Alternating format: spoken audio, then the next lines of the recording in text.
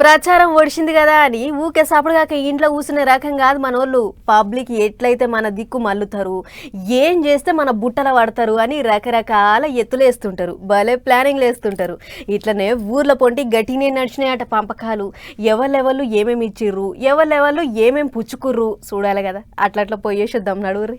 మొన్నటిదాకా ప్రచారం చేసిండ్రు, ఇక మంగళవారం నాడు పంపకాలు చేయనీకే చూసిండ్రు. అదేనంటే అవోటి ఇవోటి ఇచ్చి పబ్లిక్ను మలుపుకుందామని చూసిండ్రు చాలా మంది. నిర్మల్ జిల్లా బైన్సాల 23వ వార్డుల ఇంటింటికి తిరిగి ఓటికింత అని చెప్పి పైసలు పంచిర్రు కొంతమంది. అవి చూడండి అంటే లెక్క పెట్టుకొని తీసుకుంటూనే ఉండ్రు జనాలు కూడా. ఇదేం పద్ధతయా అని 23వ వార్డు అభ్యర్థులను అడిగితే మాకు తెలియదంటే మాకు తెలియదు, మేం కాదంటే మేం కాదన్నట్టు దులుపుకొని పోయిండ్రాట. వీడియోలను బట్టి ఎలక్షన్ల ఆఫీసర్లు కార్వాయి చేస్తుండ్రు.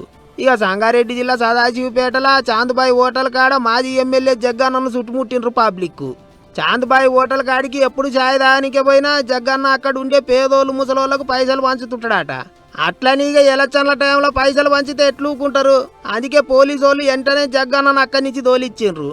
అంతేకాదు ఎలక్షన్ల కోడ్ను పట్టించుకోలేదని కేసు కూడా పెట్టిండ్రట.